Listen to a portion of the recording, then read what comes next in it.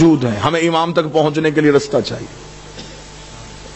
امام فرماتے ہیں کہ جب میں ظہور کروں گا تو میرا ہر شیعہ مجھے دیکھ کے کہے گا کہ میں نے تو آپ کو پہلے دیکھا ہوا۔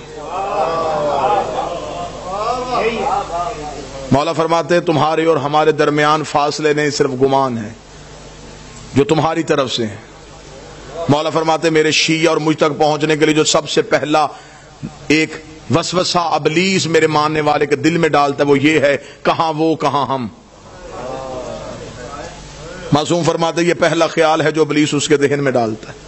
مولا نے پھر اسی خیال کا جواب دیا، مولا نے فرمایا اگر تمہارا یہی معیار ہے کہ کہاں ہم کہاں تم ہم سے مل نہیں سکتے، اگر یہی منزلت ہوتی کہ تم ہم سے ملنے کی وجہ تمہارا اور ہمارے درمیان یہ ہوتا تو کبھی بھی ہم اپنی محبت تمہارے دلوں میں نہ ڈالتے۔ ایک شیعہ نے مولا سے توقیع میں پوچھا، اس نے کہا مولا میں ملنا چاہتا ہوں۔ مولا فرماتے ہیں ہم ملتے ہیں، تم پہچانتے نہیں ہو۔ اسے مولا کم ملتے ہیں؟ مولا فرماتے ہیں اکثر تم روتے روتے خاموش ہو جاتے ہو، تمہیں خبر ہے تمہیں وہ تسلی دینے والے ہم ہوتے ہیں، تمہیں وہ دلاسا دینے والے ہم ہوتے ہیں۔ امام سے ملنے کا رابطہ ہموار کیجئے، امام تک جانے کا تعلق دیکھیے۔ کسی باپ کا بیٹا گھر نہ آئے تو اسے نیند نہیں آتی، اور ہمیں خبر ہے کہ ہمارا امام زمانے میں موجود ہے۔ ہم میں سے کون ہے جو امام کو ڈھونڈنے کی کوشش کرتا ہے؟ اب ایک لمحے کے لیے یہ گفتگو سنجیدہ پہلو میں آئے گی، لیکن مجھے آپ سے 4 دن سے داد بھی لے چکا ہوں، دعا بھی لے چکا ہوں۔ یہ پیغام ہے اللہم صلی علی محمد و آل محمد۔ میں نے گھر کی مجلس میں بھی یہ گزارش کی تھی کہ کہیں ہمارا یہ امام کو بلانا کہیں یہ کوفے والا خط تو نہیں؟ خطوط تو کوفیوں نے بھی لکھے تھے امام کو بلانے کے لیے۔ ہمیں امام سے صرف امام کا انتظار نہیں کرنا، امام کے رستے کو ہموار بھی کرنا۔ توجہ آپ صاحبان فرمائیں گے سرکار؟ ہمیں امام کا صرف انتظار نہیں، رستہ بھی ہموار کرنا ہے، امام سے ملاقات بھی کرنی ہے۔ امام نے تو اپنا ایڈریس بتا دیا کہ میں کب اور کہاں ہوتا ہوں۔ اب اس سے زیادہ امام کو کون شیعہ ہے جو کہے کہ مجھے اب ڈھونڈنے میں مشکل ہے؟ امام نے فرمایا ہفتہ والا دن مجھے ڈھونڈنا ہو تو مسجد کوفہ میں آنا، اتوار کو میں مسجد سہلہ میں ہوتا ہوں، سوموار کو میں بقیہ کی قبروں پہ ہوتا ہوں، پھر میں مسجد جمکران میں ہوتا ہوں، شب جمعہ میں کربلا میں ہوتا ہوں، جمعہ میں امیر المومنین کے حرم میں ہوتا ہوں۔ مولا فرماتے طواف کعبہ کرتے ہوئے اور کعبے پہ سیدھی بارش ہو رہی ہو اور مزاب رحمت سے پانی نیچے آ رہا ہو تو سمجھ لینا تمہارا امام طواف میں ہے۔ اب اس سے زیادہ آسان نشانیاں کون بتائے گا؟ امام خود بتا گئے کہ میں اس وقت میں یہاں ہوتا۔ پھر امام نے اگلی نشانی بتائی، امام نے کہا چل تو ہم سے محبت کا دعویٰ کرتا ہے نا، تجھے مجھ تک پہنچنے کی ضرورت نہیں، تو ہمیں بلا۔ اتنا امام کی موجودگی کا یقین رکھو کہ امام فرماتے ہیں کہ دسترخوان میں ایک فرد کی جگہ خالی چھوڑو۔ تمہارے گھر میں بچے پوچھیں گے جگہ کس کے لیے تو کہہ دینا ہمارا امام موجود ہے۔ عرب کی ایک مستور برقع پہن کے سوتی تھی، مستورات نے کہا کیوں برقع پہن کے سوتی ہے؟ اس نے کہا امام کا ظہور ہو گیا، برقع ڈھونڈوں گی یا امام کے لشکر میں جاؤں گی؟ ملاقات با امام زمانہ حسن ابتہی، 2 جلدوں میں کتابیں لکھی ہوئی ہیں۔ کتنے لوگ ہیں جو امام سے ملاقات کر چکے ہیں؟ ایک عراق کا رہنے والا شیعہ ہر روز گھوڑا لے کے چوک میں تلوار لے کے کھڑا ہو جاتا، لوگ پوچھتے کیوں کھڑا ہے یہاں پہ؟ اس کا امام کا انتظار کر رہا ہوں۔ لوگوں نے اسے پاگل تصور کرنا شروع کر دیا۔ ایک دن کسی نے مذاق میں کہا تو یہاں کھڑا ہے، امام تو وہاں آ چکے ہیں۔ اس نے اپنے گھوڑے کا رخ موڑا، دوڑا اور پھر کبھی بھی واپس نہ آیا۔ یقیناً وہ امام کے لشکر میں شامل ہوئے۔ امام تو ہمارے اتنا قریب۔ ایک شخص نے ایک عارف سے آ کے شقیق نے کہا کہ میں مولا سے ملنا چاہتا ہوں، مجھے کوئی عمل بتائیے جو میں کروں اور امام سے ملاقات ہو۔ موضوع پسند ہے سرکار؟ یا علی مشکلوں میں کچھ، مجھے کوئی عمل بتائیے میں مولا سے مل سکوں۔ انہوں نے کہا عمل یہ ہے کہ رات کو تیز نمک والا کھانا کھا کے سونا۔ اس نے کہا کیوں؟ فرمایا بس تیز نمک والا کھانا کھا کے سو گیا، صبح آیا میں سو گیا تھا دی رات، لیکن زیارت نہیں ہوئی. اسے کہا خواب میں کیا دیکھتا رہا؟ اسے کہا پانی، اس لیے کہ میرے دل میں پانی کی طلب تھی. اسے کہا جتنی طلب تیرے دل میں پانی کی تھی اتنی امام کی کر، ملاقات ہو جائے گی. شدت پیدا کر امام سے ملنے کی، خواہش پیدا کر امام سے. ایک شخص کو خبر ہوئی کہ کربلا میں مولا امام حسین کے حرم میں جو 40 روز زیارت عاشورہ پڑھے امام اس سے مل لیتے ہیں. اور یہ آج بھی ہے، منقول ہے روایات میں کہ حرم امام حسین میں زیارت عاشورہ کا 40 روز کا عمل کیا جائے تو امام مل لیتے ہیں. وہ 40 روز زیارت عاشورہ کا عمل کرنے کے لیے چلا گیا. جیسے جیسے دن گزرتے گئے ذہن میں اعتماد ختم ہوتا رہا کہ نہیں، ملاقات نہیں ہو سکتی، میں اس قابل نہیں ہوں، میں گنہگار ہوں، وہ مجھ سے نہیں ملیں گے. بس یہ اعتماد کم ہوتا گیا. دن قریب آنے شروع ہو گئے. ذہن میں آیا گھر واپس چلا جاؤں، بچے اکیلے ہوں گے، کاروبار تباہ ہو رہا ہوگا. گھوڑے پہ بیٹھا اور حدود حرم سے نکلا. جب وہ کربلا سے نکل رہا تو گھوڑا سوار اس کے ساتھ چلا. گھوڑا سوار کی آواز آئی، کہاں جا رہا ہے؟ کہنے لگا کوفہ. کس رستے سے جائے گا، خشکی کے یا فرات کے؟ کہنے لگا خشکی کے رستے. گھوڑا سوار کی آواز ہے، پھر کوفہ میں ایک میرا کام کرے گا، ایک امانت ہے، وہ کوفہ میں ایک شخص کو دے دینا. کہنے لگا کیا امانت ہے؟ اس نے کہا کوفہ میں ایک ریان نامی شخص رہتا ہے، اسے یہ 40 دینار دے دینا. جب تو اس کے دروازے پہ جائے گا، دستک دے گا، صبح کا وقت ہوگا، وہ دروازہ کھولے گا، اس کے بازوؤں پہ خون کے چھینٹے ہوں گے. پریشان نہ ہونا، وہ قصاب ہے، صبح صبح جانور ذبح کرتا ہے. ذہن میں پھر نہ آیا کہ جو پہنچنے سے پہلے وجہ بتا رہا ہے.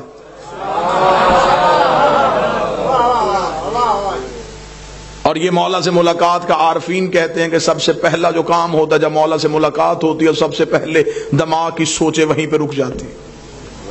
یہ حجت سے ملاقات کی سب سے بڑی نشانی ہے. دماغ وہیں پہ رک جاتا ہے. جب ملاقات ختم ہوتی ہے تو پھر وہیں سے شروع ہوتا ہے. اس لیے معراج کی رات ہر چیز وہیں کی وہیں رک گئی تھی.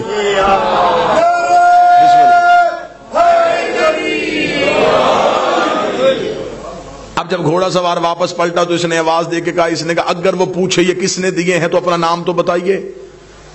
گھوڑا سوار کی آواز ہے، کہہ دینا بقیہ نے دیے. میرے مالک کا ایک لقب ہے بقیت اللہ. چلا گیا، جا کے کوفہ میں صبح پہنچا. اسی قصاب کے دروازے پہ دستک دی، اندر سے وہی شخص نکلا، بازوؤں پہ خون کے چھینٹے. دیکھیں گے مجھے خبر ہے تو صبح صبح جانور ذبح کر رہا ہے. کہاں سے آیا؟ کہنے لگا کربلا سے آیا ہوں. تو میرے دروازے پہ کیوں آیا ہے؟ میرے پاس تیری ایک امانت ہے، یہ 40 دینار کسی نے کربلا سے دیے، اسے کہا ریان کو دے دینا. آنکھیں کھلی کی کھلی رکھ، رک یہیں پہ. اندر گیا، لباس تبدیل کیا، وضو کر کے باہر آیا. کہنے لگا زحمت ہوئی تجھے میرے دروازے پہ، میں معذرت چاہتا ہوں، تجھے اپنے دروازے پہ روک کے رکھا. میں لباس تبدیل کر چکا ہوں، وضو کر چکا ہوں. تھوڑی دیر کے لیے گھوڑے سے اتر، مجھے وہ آنکھیں چومنے دے جس سے تو نے مولا کو دیکھا ہے. مجھے وہ ہاتھ چومنے دے جس سے تو نے مولا کو ہاتھوں کو ہاتھ لگائے. یہ پریشان ہوگا تھا کون سے مولا ہے؟ اس نے کہا یہ کیا تمہیں صاحب الامر نے نہیں دیے؟ کہنے لگا کون سے صاحب العصر؟ کیا وہ امام زمان تھے؟ اس نے کہا تو وہاں مل کے آیا، تجھے پتہ ہی نہیں؟ مجھے جو جب بھی کوئی مشکل ہوتی ہے میں انہی کو بلاتا ہوں. میں نے تو ابھی رات کو کہا تھا مولا 40 دینار کا قرضہ ہے، مجھے واپس دینا ہے. صبح سے پہلے اس نے واپس بھیج دیا.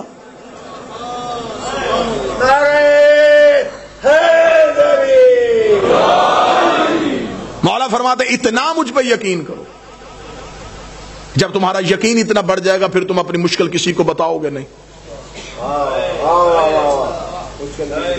اب یہ محبت کا معیار ہے. امام فرماتے میرے شیعوں مجھ سے رات کو سرگوشیاں کیا کرو.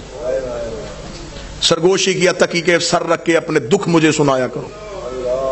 امام فرماتے تو تکیے پہ سر رکھ کے مجھے اپنے دکھ سنا کے سو جا. صبح کا سورج طلوع ہونے سے پہلے تیرے دکھ نہ ٹالوں، مجھے بطول کا لال نہ کہنا. تو مجھ پہ اعتماد تو کرو، تو مجھ پہ یقین تو کرو، تو مجھ تک پہنچنے کا رستہ تو تلاش کرو. امام فرماتے ہیں میرا شیعہ وہ ہے جو میرا ظہور ہر روز مانگے. وہ ساری زندگی اس کی حالت ایسی رہے جیسے اس کی کوئی چیز گم ہو چکی ہے اور وہ اسے ڈھونڈ رہا ہے. شیعہ بھی اور اسے یہ بھی پتا ہو کہ میرے وقت کا امام کہیں نہ کہیں خون رو رہا ہے. پھر اس کے دل میں یہ طلب ہونی چاہیے کہ میں امام تک کسی نہ کسی طریقے سے پہنچوں. ملاقات امام سے ہے. قبلہ تشریف فرمائے ملاقات ممکن بھی ہے. ہاں امام ملتے ہیں ہر کسی سے اس کی معرفت کے مطابق، اس کے عرفان کے مطابق. آئیں گے ضرور، برا ہو صحیح آئیں گے ضرور. چلے میں تحفہ دوں آج کی آخری مجلس میں، ہدیہ دوں.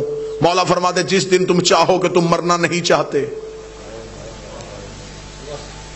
جس دن تمہارا جی زندہ رہنے کے لیے ہو کہ آج میں زندہ رہنا چاہتا ہوں، عمل یہ ہے مولا فرماتے اس روز آنکھ کھلے تو اٹھتے ہی، بلکہ یہ روز کا معمول بناؤ، آنکھ کھلتے ہی السلام علیکم یا صاحب العصر والزمان، اے میرے وقت کے امام تجھ میں میرا سلام. اللہم صلی علی محمد وآلہ وسلم. سائل نے کہا مولا کریں گے سلام تو موت کیسے نہیں آئے گی؟ امام نے فرمایا سلام سنت ہے، جواب دینا واجب ہے. تم سلام کرو گے وہ جہاں بھی ہے واپسی میں جواب دے گا علیکہ السلام. جب وہ کہہ دے سلامتی ہو تو پھر موت کیسے آ سکتی؟ اب امام تک پہنچنے کا رستہ کس نے تعین کرنا ہے؟ جب حجت موجود ہو تو پھر ہمیں غیر کے دروازے پہ جھکنے کی ضرورت نہیں رہتی. سرکار اب ہمارا امام تک پہنچنے کا ایک ہی ذریعہ ہے، اپنے توکل کو بلند کیجئے، اپنے اعتماد کو بحال کیجئے، یقین کی منزل پہ آئیے اور یہ یقین رکھیے کہ ہمارے وارث موجود ہیں، ہمارے امام ہمیں دیکھ رہے ہیں. جب یہ یقین آ جائے گا نا کہ امام موجود بھی ہیں دیکھ بھی رہے ہیں، پھر گناہ کون کرے گا؟ جو بیٹا باپ کے سامنے سگریٹ نہیں پیتا، جب اسے یہ ذہن میں ہو کہ میرا امام موجود ہے، پھر وہ غلطی کیسے کرے گا؟ لیکن ہم نے اپنے اندر سے وہ یقین ختم کر لیا ہے. ہم سمجھتے ہیں کہ امام ہے بس آ جائیں گے، آ کے ہمارا بھی انتقام لیں گے، اپنا بھی انتقام لیں گے. نہیں، امام کو ایسے نوکر نہیں چاہیے. امام کو ایسے چاہیے جو آج بھی امام کے عشق میں ویسے کھڑے ہوں جیسے امام کے قیام پہ کھڑے ہونا ہے. ہم ظہور کے بالکل قریب ہیں، اور یہ جو آج چھوٹے چھوٹے مسئلے مسائل، یہ مسئلہ وہ مسئلہ، یہ مسئلہ وہ مسئلہ، یہ مسئلے نہیں ہیں، یہ امام کا چھان بریک ہو رہا ہے.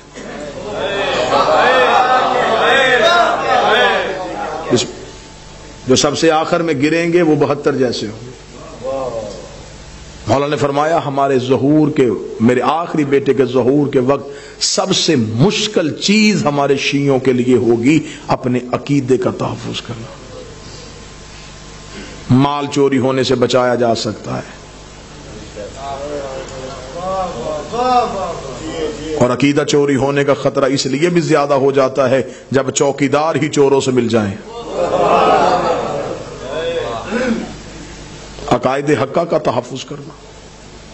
ہم حجت کے قریب جا رہے ہیں. مولا فرماتے جب میرے شیعوں کے روزانہ کے اعمال میرے سامنے آتے ہیں تو آپ یہ جملہ سمجھیے گا، اور اس کے بعد پھر گناہ کرتے ہوئے ایک بات ذہن میں، یہ میری روایت کو ضرور آنے دیجیے.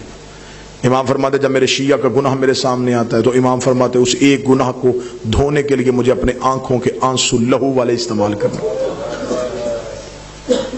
مولا اپنے آنسوؤں سے اس شیعہ کے اس گناہ کو دھوتے، دھو کے کہتے ہیں میرے اللہ یہ مجھ سے محبت کرتا تھا، بے خبری میں گناہ کر گیا. اس لیے مولا نے فرمایا میرے شیعوں ہمارے لیے شہرت کا باعث بننا، میری آنکھ میں آنسو کا باعث نہ بننا.